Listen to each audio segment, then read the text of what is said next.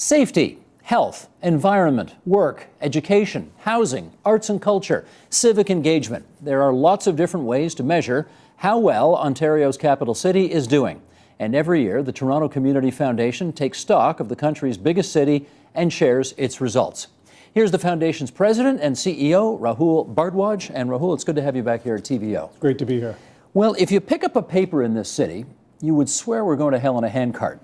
But The Economist ranked 140 cities around the world, and Toronto came fourth in terms of livability. So we have quite a dichotomy. You see this. How do you gauge it? Absolutely. You know, when you say, how are we doing in Toronto, it's really, we're getting the big things right. And that's one indication of it. And we can talk about some more of them, but you always have to balance that story out as well. Every big city's got its issues, but as we noted in this year's report, those issues are frankly unprecedented. These are some really different challenges we're facing. So that's the nature of the city. We're getting some of the big things right, but we're facing some unprecedented challenges. Let's get into the weeds here. Some of the vital signs that you look at, people recycle. 94% of the people in this city recycle. And they do the green bin as well for the foodstuffs and so on. 87% do that. The downtown population, boy, is this different from American cities, eh? From 2006 to 2011, has increased by 300%.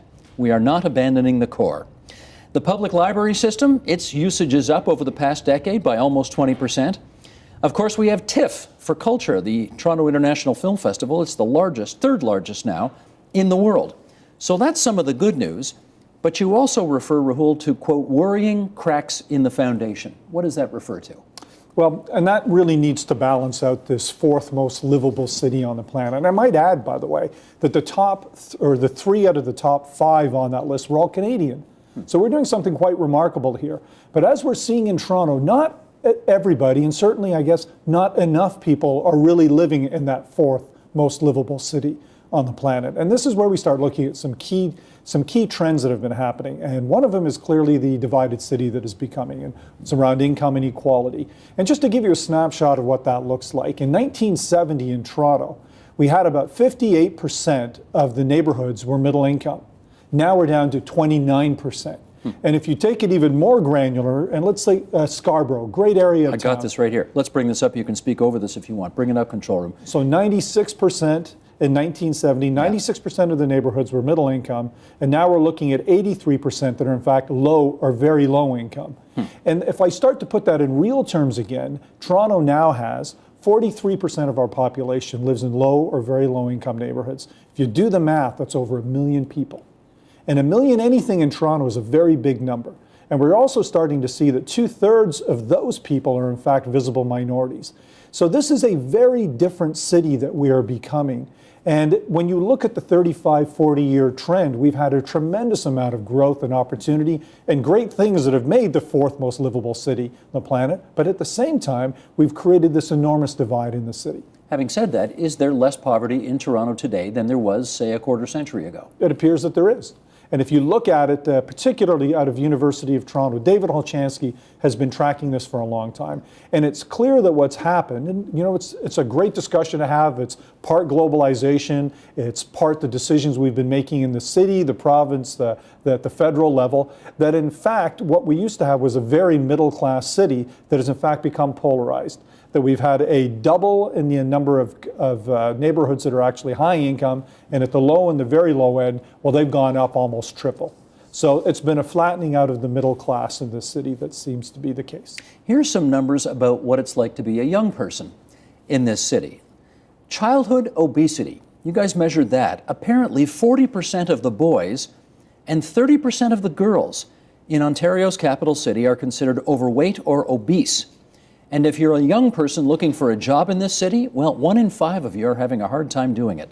That's the unemployment rate in the city of Toronto, almost 21% in the year 2012. Is this no longer a good city to live in if you're a young person? Well, it's certainly a challenging one, and I think you've hit on two issues that I think are quite connected and they're quite important, particularly as it relates to youth. If we go back to the year 2000, we had about 11% unemployment for 18 to 24-year-olds, so youth unemployment in the city. Now that we come to 2012 and we're touching at 21%, These are European numbers we're starting to talk about. These are ones we should be really concerned. I might add that if you're immigrant youth, that 21% is in fact 29%. So we're starting to talk about some issues that when they took root in other countries, created some real problems for them. Even if you forget that story arc, the one that troubled me the most on this is that not only are we becoming a challenging place for youth, we are. In other words, for the last 10 years, the unemployment rate for youth has been over 15% in the city. And that's a staggering number. When you couple that with affordable housing, or I should say the severe lack of affordable housing in the city, and the job market, this is a very tough place to get a start as a young person. Now, a lot of these numbers and more, I should just say, are in this Vital Signs report, which the Star publishes, and which you guys, here, I can just show it to the camera there. Keep calm and get ready to vote, you say. Okay, we'll talk more about that later. Okay. The foundation that you sit atop has called for a rebooting of the logic behind problem solving. What does that mean? So it's in response to this notion that how can we have a fourth most livable city on the planet, yet still have such a divided city, a city that's so unaffordable, that's really challenging for our youth. And it goes a little bit back to the old Einstein notion that the thinking that got us here isn't the type of thinking that's going to get us out of here. And what seems to be at play is that we've been very linear in our thinking. So for instance, a hot topic of transit, and we're looking at building out a certain type of transit, and everybody focuses on that. To reboot the logic is really for us to say, we need to think as a network. We need to integrate our thinking a lot more. So when we're talking about transit, we're not just talking about how we get goods and services around the city, but we're talking about walkability, which speaks right to, let's say, youth obesity or health. So you've actually got people that can actually move around and physically get around the city. It's about connecting neighborhoods. It's about so people can actually use the public space, get to their doctors. If they don't have cars that they can actually get to places where they can buy healthy food. If you can look at certain neighborhoods in the city, we've got some neighborhoods with 20% of the people with diabetes. I mean, these are very troubling, big macro issues that very linear thinking isn't going to get us out, but we need to recognize how the solutions are very integrated with each other. What impact does it have on the ability of the city to solve those problems when, for example, you pick transit, the city one day seems to have one plan, then a few months later they got another plan, then there are some by-elections and there's another plan, and now we've got somebody who's a mayoralty candidate saying, actually, forget everything you heard today, we should go back to the original plan. Sure. It's certainly a challenge, but I would say that that particular part of the transit is dominating a discussion where we know that there are hundreds of other transit projects through Metrolinx that are taking place in the GTA. So you're absolutely right to point at the politics in this particular area, but overall, I think there is a regional plan that we need to put our shoulder behind, we need to fund it, we need to get it moving. Do you have a view as to which one's the best one to go for? Well, I know that Metrolinx has a wonderful plan that's actually being worked out right now. We'll let City Council figure out what they're going to do with LRT versus subway. Well, that's it. I mean, yes or no to subway to Scarborough? What's your view? Well, I think the LRT is something that's been well planned out, been well thought out. If it's really something that needs to get back into council, let them debate it. And right now, it's in process, and there are a whole bunch of hoops to go through before they get there. One of the things you measure in your Vital Signs report is civic leadership. Yes. How's Toronto doing on that front? Well, that's a very interesting question. Leadership comes in many different ways. I think we're very proud to have great leadership coming in the business community. I know we have a lot of community leaders from a host of communities that are very, very important to the type of leadership we want in Toronto. Our not-for-profit sector works very closely with each other in the collaboration that does a lot of good things in our city. When people think about leadership, obviously they look at what's going on at City Hall, and you can't candy coat what's happening there. It's been a real challenge in a lot of ways. And I think at the end of the day, City Council stood up and took the type of leadership they needed to and rein in the powers, and they're moving ahead in the direction they think they should. For the fourth largest city in North America, do you believe that the civic leadership municipally is dysfunctional? Well, if I take it back to vital signs, and we do this diagnostic of the city, and we look at all of the different aspects of the city, as you noted, from everything from transit to the environment to youth and housing. And governance and leadership is something that we know is critical to pulling all of these pieces together. And when we look at what we're doing, you can't debate the fact that we're the fourth most livable city on the planet, and our current governance and leadership is a part of making that happen. So there are aspects of that we're actually getting quite right. There's no doubt that the last while has shown that the type of leadership that we're going forward is going to be a real stretch coming out of the current group. And they're going to need to work together and collaborate better to make sure that the leadership the city needs to really deal with these difficult decisions is in fact there. But that's what I'm asking. I mean, you've given us the roadmap of what you think the city needs to do, you at the Community Foundation through Vital Signs. Is this a city council? Do we have a model of governance in this city right now that can get us there? So there are two answers. Can they get us there? Absolutely. Has it been said before that we live in a 21st century city with an 1867 governance system wrapped around us? There's some truth to that as well. It's been said that 90 cents out of every tax dollar generated in the city of Toronto goes to the two other levels of government, and then we have to make a case to get it back. That in itself is not an ideal situation, and the current political climate is probably not an ideal situation either. So is there room for improvement? Absolutely. Is the competency there to actually get us through this? That's there too. The competency to get us there is present. It's not all the way we'd like it to be. Absolutely, Stephen. I know what you're getting at. Rahul, you know, we're sugarcoating this conversation a little bit, and I'm letting you get away with it a little bit because I appreciate you're a nonpartisan guy. You do not head a political organization. But let's say it. Rob Ford says he's been the best mayor in the history of the city of Toronto. Has he been? There are a lot of people who would disagree with that. Are you one of them? I would certainly say he could have done a lot better. I've been in the public talking about the importance of tone at the top. We know that there have been some gaffes made that have certainly not helped the political situation in Toronto. But I'd also want to, recognize that council has also come together to make sure that the city functions well. They've obviously reined in the situation to the best of their abilities. And there's certainly very competent councillors who've been a part of helping advance the agendas that were for the City of Toronto. And I think that capability is still there. When we go into the next election, obviously it goes back to to Torontonians to look at this to say, who's actually going to carry the flag for Toronto going forward? Could I get your comment as well on the situation we appear to be in where the Premier of the province and the Mayor of the capital city aren't speaking? I mean, since Mayor Ford uttered one of his most memorable and disgusting things in one of those impromptu scrums, Premier Wynne has refused to meet with him. I don't know if she said that officially, but that's the fact of it. Mm-hmm. Can the biggest city in the biggest province in the country do what they need to do in terms of their jobs for the people if the Premier and the Mayor aren't speaking? It's unusual. It's a little awkward. But if I understand the message is that the Premier is speaking with the person who carries the voice of council. That's the Deputy Mayor at the moment. That's what I understand that to be. I don't think it's the most ideal situation, but to the extent that it's not hampering things, it's the way it is right now. One last thing on this, and then we're going to broaden our discussion a bit, and that is, technically, the mayor is, we have a weak mayor system in Toronto, right? Mm-hmm. The mayor is one vote out of 45. That's correct. He can't veto anything that he doesn't like if council passes it. He has none of those kinds of powers. So given that he's only one vote, can you really say that this mayor has damaged this council's ability to do what it wants? I guess the fullness of that answer will play out in time. It's clear that the role or the office of the mayor has been diminished. I'm sure that there'd be nobody that would dispute that this is not the character of Toronto that we want to reflect externally. How that actually plays out over the long term, we just don't really know. This is not an ideal situation. I don't think anybody would dispute that.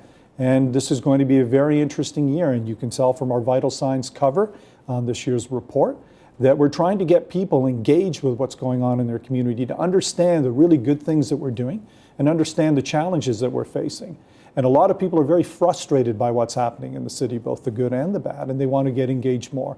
So we're telling people to stay calm, get informed in what's going on in the city, and start there with the Vital Signs report. And we all know it's 2014, so get informed and get ready to vote. Keep calm and get ready to vote, you say. That's right.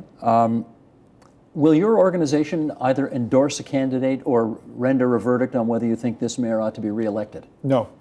How come? We are not a partisan organization. That's not what this is about. But you have the Toronto Board of Trade isn't either, but they very strongly uttered a view a few months ago on how they thought the mayor was proceeding.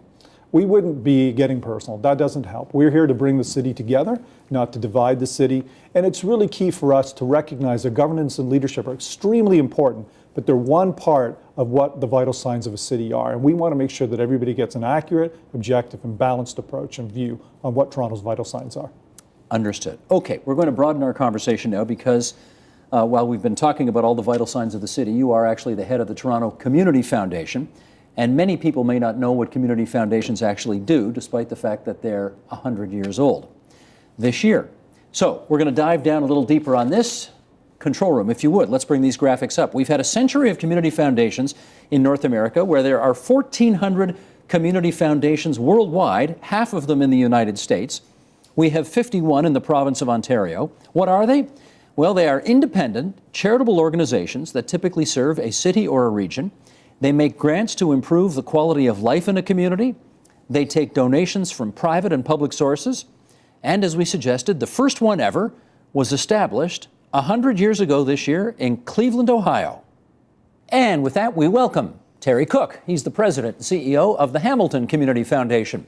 Barbara McInnes, she is the just retired president and CEO of the Community Foundation of Ottawa. Carmen Simmons, the executive director of the Sudbury Community Foundation. And of course, we welcome back Rahul Bhardwaj of the Toronto Community Foundation. And it's great to see all of you around the table here.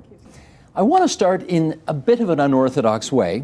And Terry, I'll start with you, because I gather a lot of what you do is try to convince people to part with their money to do good works in your respective cities. So let's say we're having a meeting, and I come to you and I say, I got $100,000 burning a hole in my pocket, and I want to do something good in the city of Hamilton with that. Talk to me, Terry. And after I questioned the veracity of a public broadcaster suggesting he had 100 grand in his pocket, I would say we are a powerful force for good forever in our community. We connect ideas and resources and community networks to make a difference. In our case, we were one of the early movers in the Pathways to Education program, which has changed the lives of an entire generation of kids across the country. What is that? It's a program that starts in middle school and mentors kids, generally that have socioeconomic challenges, and finds their way to successful post-secondary completion, including a bursary component. It's something that started in Regent Park right here in Toronto, but was funded through the Hamilton Community Foundation and is spread across the country. That's one of a myriad of stories that all of my colleagues would share about how you can make a difference with the knowledge and the network that the Community Foundation can bring to bear across the country. Barbara, if I got $100,000 burning a hole in my pocket and I want to do something good in Ottawa, what would you point me towards? Oh my goodness, I would take you on a walk through the community and show you so many opportunities. And the thing about a community foundation is that we have interest, we've got deep knowledge of our communities, and we're very interested in every aspect. So whether it's the arts, education, health, social services, the elderly, we are interested in all of that, and we would love to work with you to see what you would be interested in. And then we would encourage you to set it up as an endowment, so it would keep giving and giving and giving. So the idea was I'd put that money somehow in an account, and what, you live off the interest of it or something like that? That's right. Yeah. No, not everybody is interested in doing that, at least not with their whole 100,000. Sometimes they'll use a portion of it to make a permanent legacy for themselves or their family.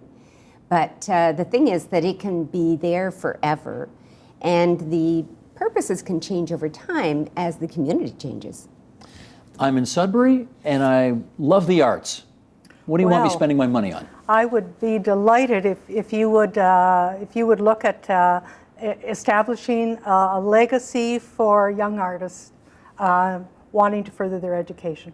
And so I would be talking to you and showing you some of the bursaries that we've given out to youngsters looking to further a career in the arts, and to have you develop a package with me that would help those young people. So I'm going to basically help some young kids go to Laurentian University and become world famous artists. Laurentian ahead of any other. To get that plug in there, right? Yeah. Okay, right. Got it. How about in Toronto? Let's say I'm desperately interested in healthcare. What are you going to point me towards? We are going to take you on a tour of Toronto through Vital Signs. And we're going to show you the different areas of the city that you can impact and how integrated all these pieces are. So you're going to have a particular area of interest, and we're going to show you how you can have the greatest impact on that.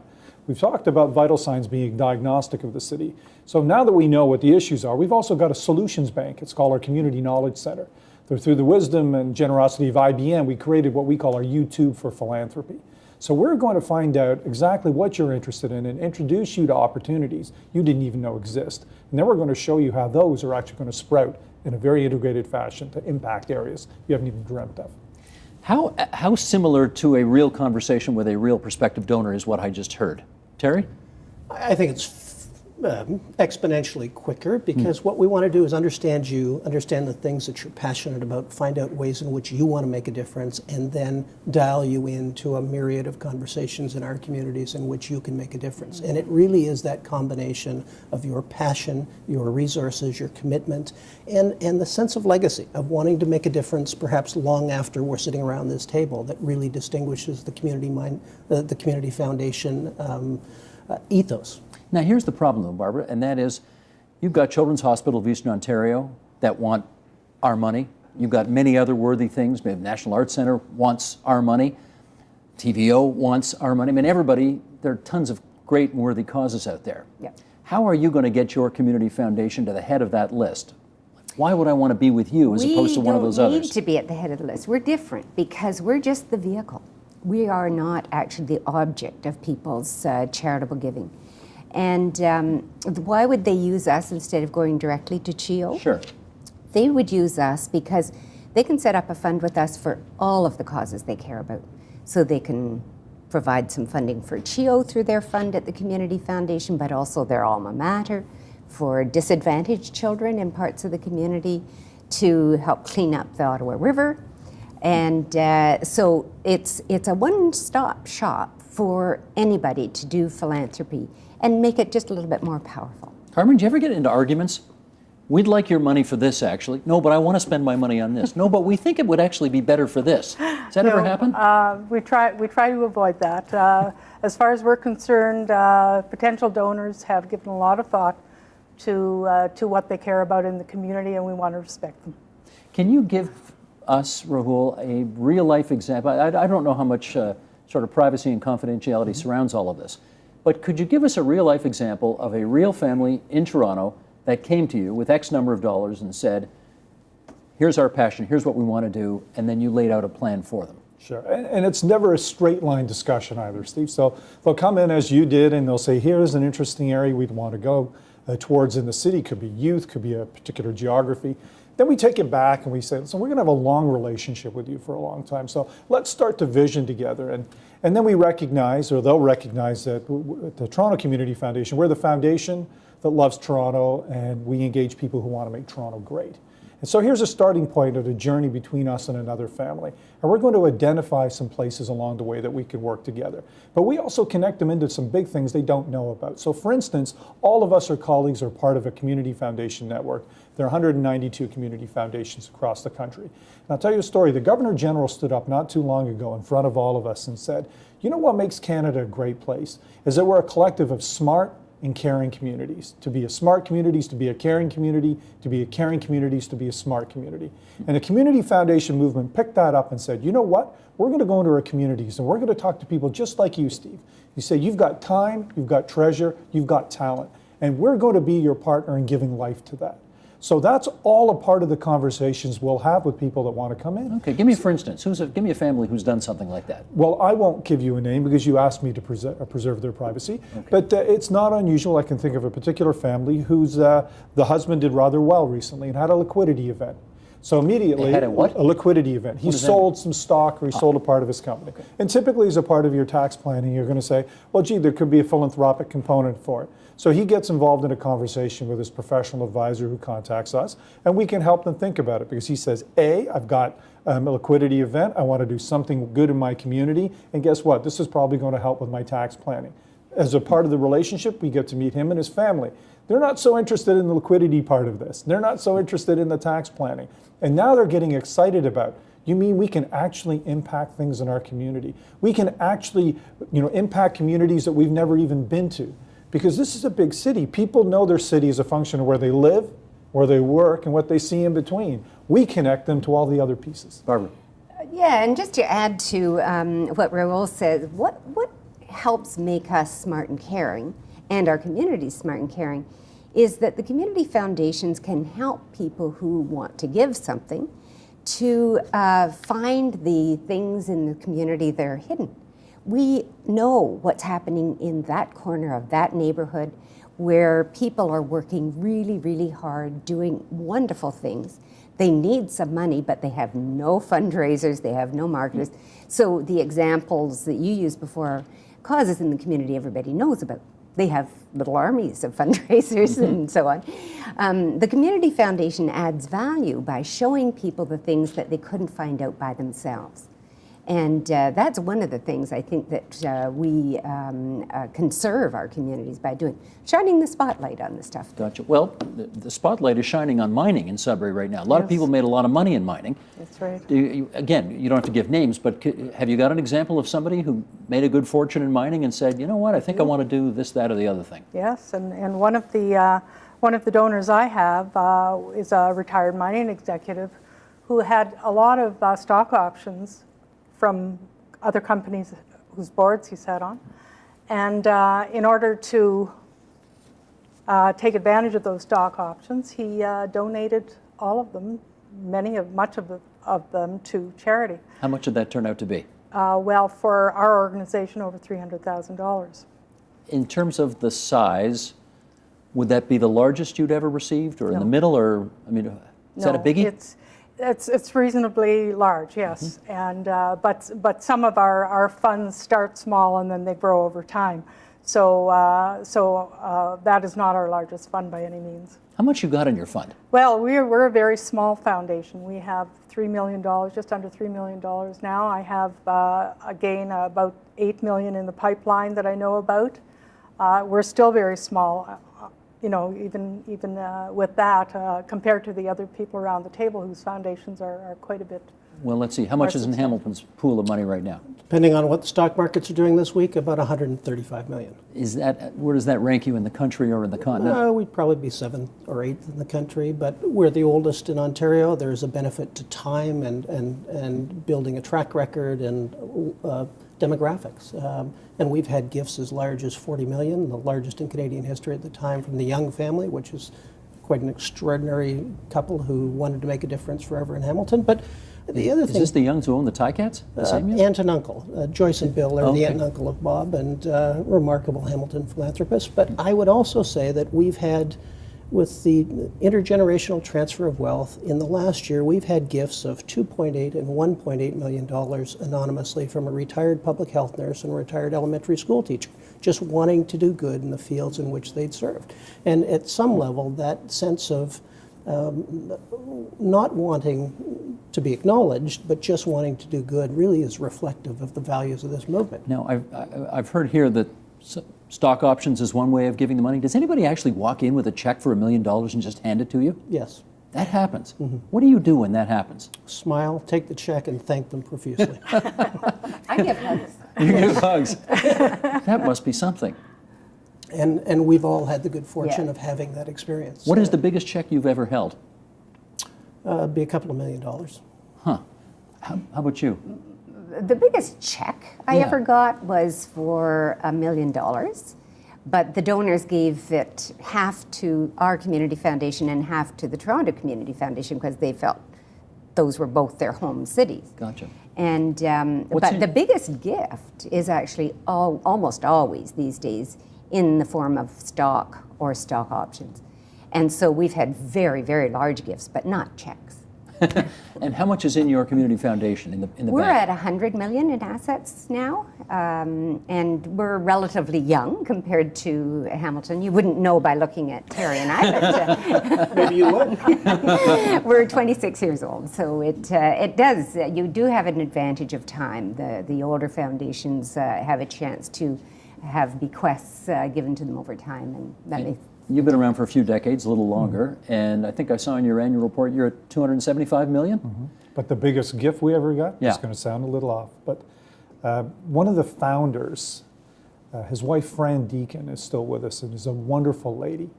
And the biggest gift we got is when she comes to our office or she comes to meet stakeholders, And she tells the story of how our community foundation came.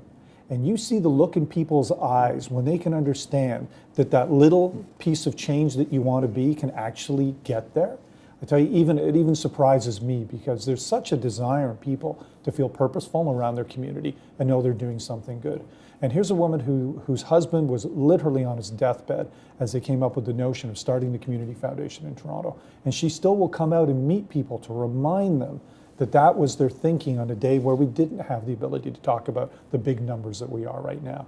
So it's that gift of continuity, or the gift of these families who started with very, very little, but they developed a sense of philanthropy and giving back within their own family. And they pass that on. And that's a very, very powerful thing. That's a lovely story, and I don't want the juxtaposition of that story and my next question to sound cynical, but what is the biggest check you ever held? It would be 10 plus. 10 million? Yes. But that would have come in as literally because someone had a liquidity event. It was all signed. They didn't walk in and just drop it on my desk. It was all a part of it. You knew it was coming. That's but right. But still, it's a hell of a thing to hold a $10 million check in your hand. And some of our colleagues have had even more. And you know, the money is really important. There's no doubt about it. And I don't want to play that down. But the engagement, the convening, the validation that people feel towards the importance of their community and their city, that social, you know, we're talking about the financial capital. What really drives these is the social capital. Yeah. That's the really important thing here. One's a vehicle to the other. And when you see that built through 192 community foundations, Carmen invited me up to Sudbury earlier in the year, and I went up there to talk about community foundations, and I'm actually talking about Toronto Community Foundation, and they're okay with that. They don't mind somebody from Toronto talking about it, because they want to know, how do we build a strong community up there? I should confirm that with Carmen. You didn't mind him talking about Toronto? It was wonderful. Everybody really appreciated it, I have to tell you.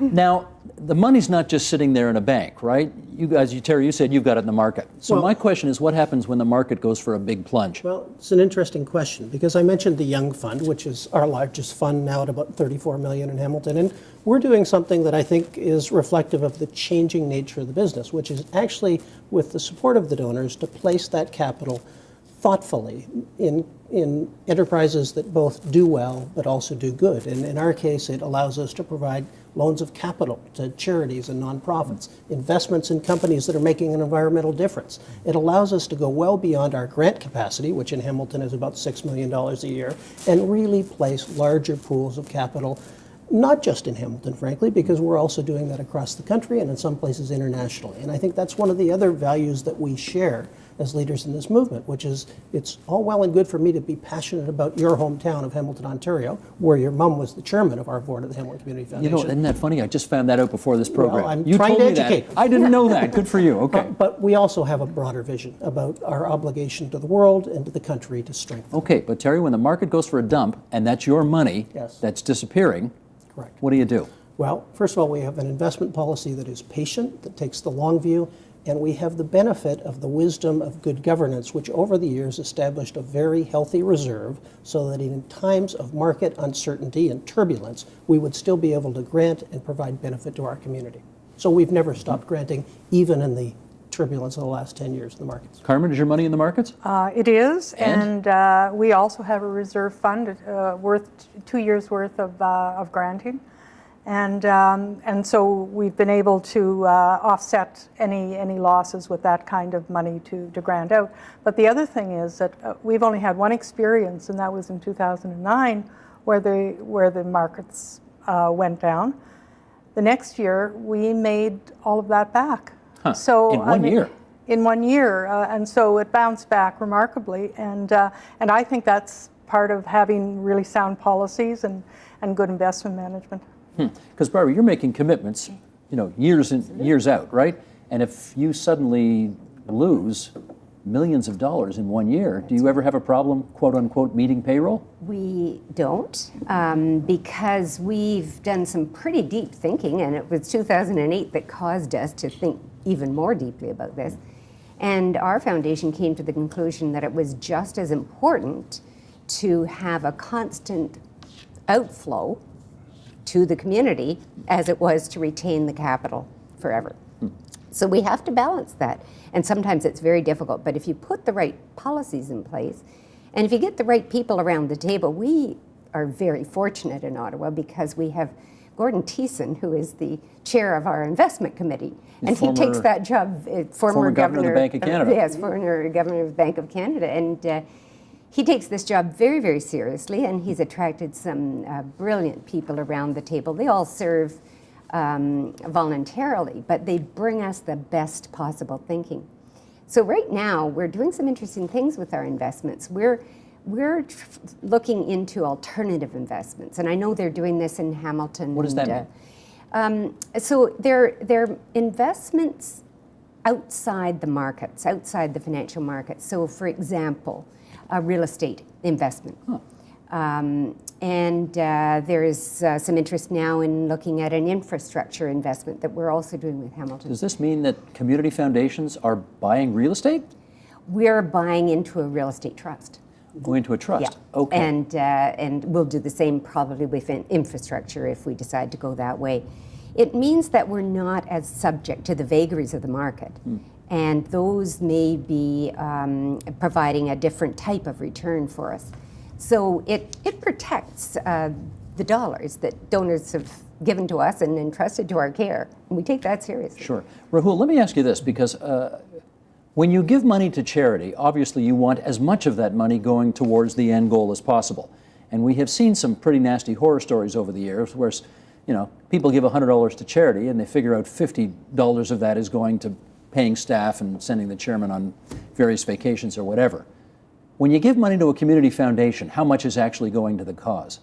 Sure. So we are endowment based, and I don't want to speak for everybody, but the big picture is that you'll pretty well, our takes about 1% of assets under management in the big picture.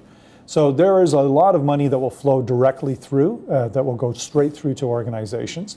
The other part, though, is, as Barbara was talking about, and Terry's been talking about too, the combination of the ability to put that money aside and to actually invest in our community and in our companies as well to help it grow conservatively creates a long-term sustainable financing stream for a host of other organizations. So we play a very particular niche in the market, as it were, for charitable organizations. And to bring that down to what really counts from our perspective is that there are other organizations that will give large chunks of money for operating for various organizations.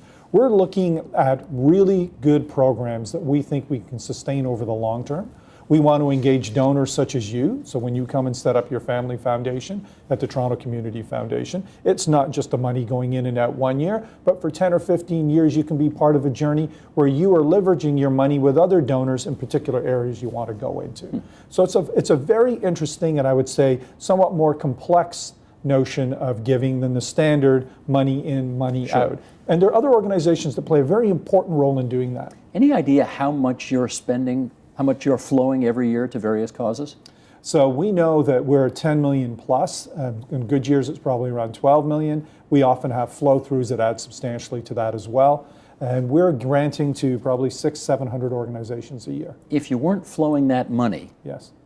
what then? Well, that's interesting because there's a lot of pressure. There's some great people in the community that are doing fantastic work on just the skinny. I mean, their finance is so little on that. The niche that we want to play, though, is that we work with organizations where they get to a point where, there's a program that's working really well in Hyde Park. How do we get that to Regent Park or north of Etobicoke? They need to scale up. But you know what? They're so busy servicing what they have to do, they don't have time or money to do that. So we help them scale it up because we've been working with them for years to grow that. So we have what we call our Vital Ideas, our Vital People, and our Vital Youth grants. And our very specific niche for us in Toronto is to supplement a lot of the other giving that's being done by the other large organizations. But when you've got a program, you're ready to scale up, we're going to provide you the money to do it properly and do the strategy. Terry, how much are you flowing to the community every year? $5.5 to $6 million, and we've had a specific focus on neighborhoods. And you know Hamilton because you grew up there, but it's a mid-sized city in the midst of one of the most dramatic transformations of any city in the country, in a very positive way. It still has some dramatic challenges around concentrated poverty, and our board set the target 10 years ago that we were going to build capacity in our city neighborhoods, and I think we've developed partnerships and responses and results that really are the envy of the country. But we've also gathered the knowledge and the wisdom and the experience of our colleagues from across the country in applying that knowledge in Hamilton. So if you weren't doing what you're doing, what would be different? I think the progress, the rebound in inner city neighborhoods, the economic development that has occurred would be dramatically slowed. And there's no question that part of what we contribute is financial, but the other piece of it is capacity building. If you weren't doing what you're doing in Sudbury, what would be different? Well, I think there's a leadership piece that I just want to bring out, because it's that extra bit of leadership that community foundations provide for their communities that fills the gap that seems to be existing more and more in each of our communities. So there would be a leadership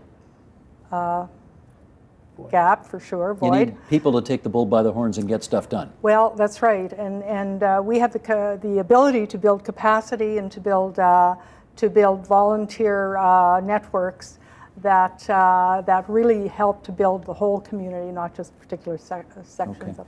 I want to read something that was on the back cover of the Toronto Community Foundation's report that I looked at this year. And control room, let's bring this up if we can. It says you can have 3 houses, a few boats, a couple of exes, lots of kids, and a bunch of careers. You could own 5 companies, make $5 million, or go bankrupt 5 times and come back 6. You can have a collection of watches, a closet full of suits, a garage full of cars. You can travel to 50 countries on 7 continents, but you only get to have one legacy. Do we, Barbara, infer from this that you are really appealing to the ego of very rich people? We probably are, but we also are appealing to the lack of ego of people that just want to make a difference. And we, in our community, have people who have a great deal of wealth and have all those things, but when they make their gift to us, the permanent gift, it's anonymous. All of our largest funds in Ottawa are anonymous. Why? I don't know. It's so odd. People give money to hospitals to just- get their names up on those buildings because they want people to know. And these are the same people. And they have their names at the hospitals. They have the plaques all over town. But when they work with us, it's usually a larger amount. And they like it to be anonymous. And they use those funds to support all kinds of wonderful initiatives in the community for which they don't want recognition. It's the highest form of giving, isn't it? It is. Giving anonymously. It is. Why do people do it, Terry? Just that sense of wanting to leave a legacy. They know that there's got to be more than the here and now. In many cases, they've been successful beyond their wildest dreams, and part of quietly giving back is to do it in an anonymous fashion. And it's very moving to have the stewardship and responsibility for making sure that that is well used and impactful over the long term. Because I presume that if somebody were to give you a very large donation, you would love them to go public and have a press conference. It's good for good publicity for you guys. It gets the word out of all of what you're doing. Right. And then they say, no, we don't want any attention on this at all. Right. Why do they do that? Because I think there is some fatigue with the naming of buildings and with philanthropy that is all about the prominence of the gift and not the impact of the giving. And I think in many respects, the values that we're connecting with are in fact the things that inspire people to think about their long-term legacy. And it's not about a name on a building. You see that? Yeah, and the other thing I see is that people who have lived their whole lives in a community care deeply about their community. And it's a sort of this granular, on-the-ground caring that defies the need to profile themselves. It really is just, this is what I've gotten from my community, let me give something back. That's from your report that I took that from, and I assume the line, you only get to leave one legacy, I mean, that's meant to appeal to people's vanity, let's face it, right? In part. You use the word ego. I'd put the word purpose out there. And there certainly are people with various sizes of egos. And we have donors with a lot of money with their funds, and some who have actually, by comparison, quite little. But what joins them, though, is their sense of working with us fulfills a sense of purpose on how they want to help build a better community. And we let them define that. Now, this was an ad campaign that you're referring to, and we were deliberately trying to be a little cheeky. We wanted to remind people they collect lots of things, but you only get one shot to go around, as it were, in life. And there's one chance to really make a really big impact in your community, and we're saying partner with us. There'll be lots of different little opportunities along the way, but if you're really looking for purpose and a way to make your community better, let us be one of your partners in making this happen. Terry said the Young family in Hamilton gave the largest in your situation, right? At the time in Canadian history, the movement has just had a $117 million gift in Calgary. So, Can you say who gave you the largest gift ever? It would be anonymous, in fact. It was an anonymous gift. Really? Yes.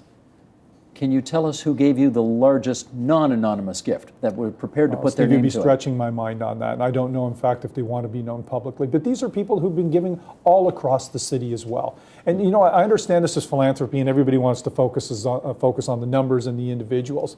But it's the sentiment that behind it. I mean, this is, you know, we're talking about community foundations in their 100th year. So 100 years ago in Cleveland, you're probably going to get to it, some smart people sat around and they said, how do we create a legacy for our communities? How do we create literally a pot of money and resources that some smart people 100 years from now will have access to actually help build a community or solve issues that we can't even dream of now? We're a part of that discussion. We're a part of that narrative of history on how to build community. And we're a part of a group of 192 who can go into our communities and say, folks, come along the journey. Bring your money, your time, your treasure, and your talent, and we're going to connect you to places in the city that you don't even know about. Explain this to me, though. $275 million in the Toronto Community Foundation? About 280 plus right now. 280 plus. How much is in Cleveland?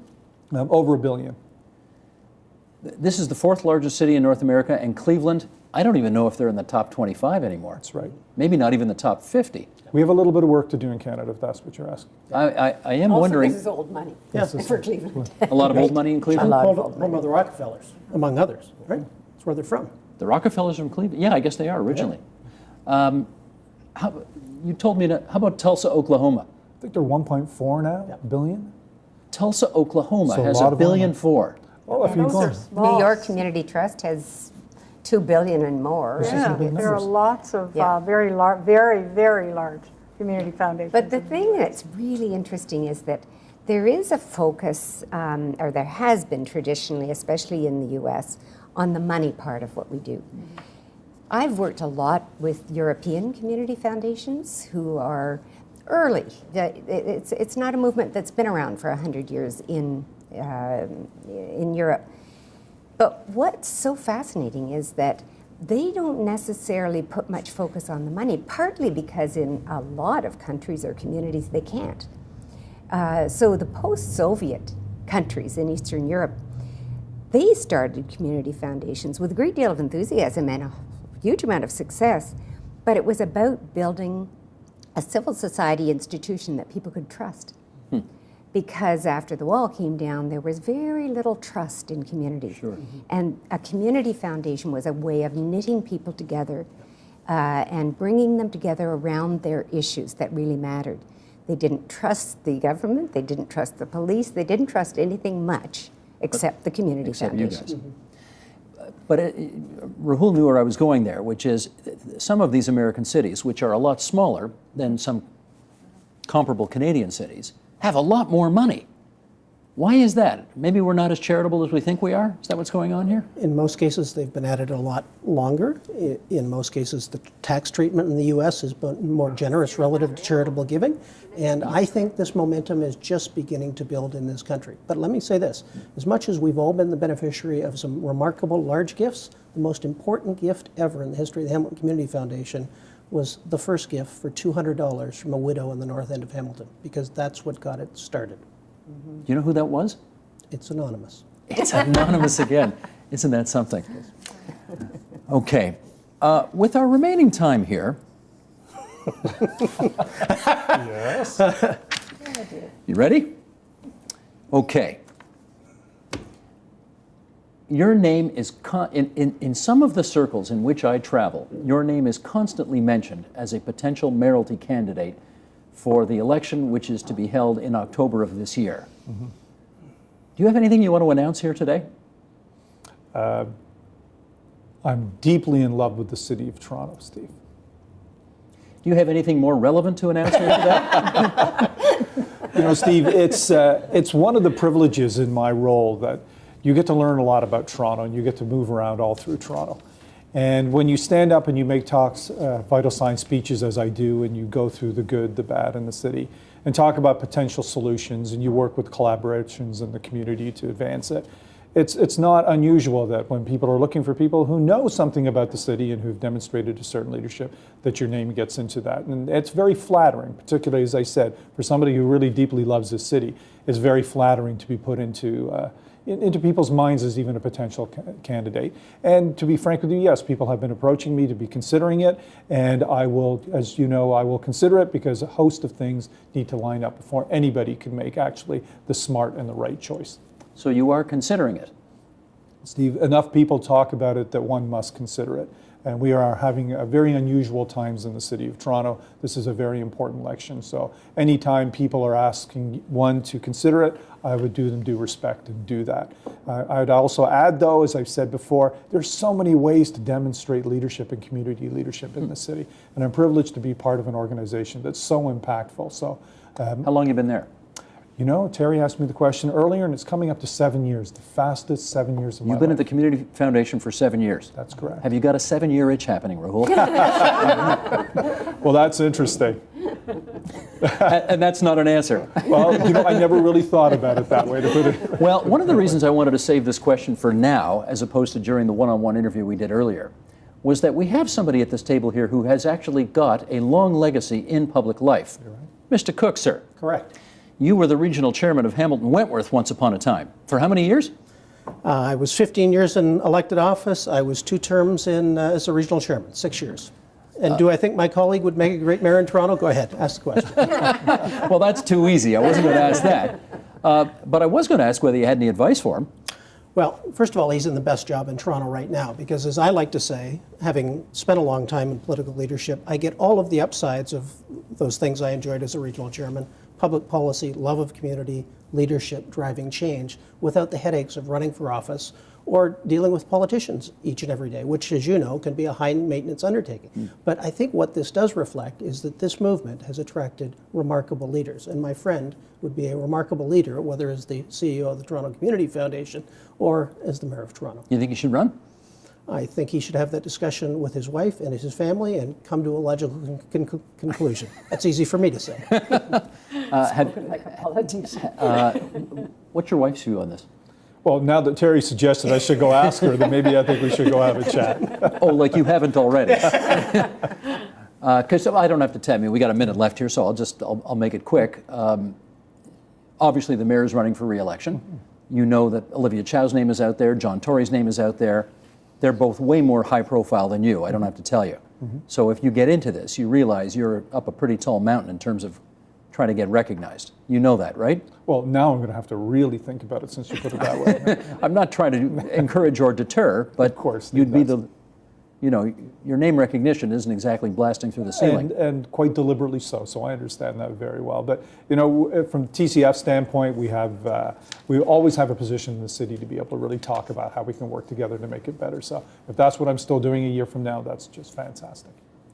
Thank you for indulging in this little bit of fun here. My pleasure. Thank you for helping me out with this little Always bit of fun at your here. service, Mr. Bacon. That's Terry Cook. He is the head of the Hamilton Community Foundation. We thank also Barbara McInnes, the just retired head of the Community Foundation of Ottawa, Carmen Simmons from the Sudbury Community Foundation, Rahul Bardwaj from the Toronto Community Foundation, and potentially mayoralty candidate in the City of Toronto. We'll keep our eyes open on that one. Thanks, everybody. Great to be here. Thank you. Support Ontario's public television. Donate at tvo.org.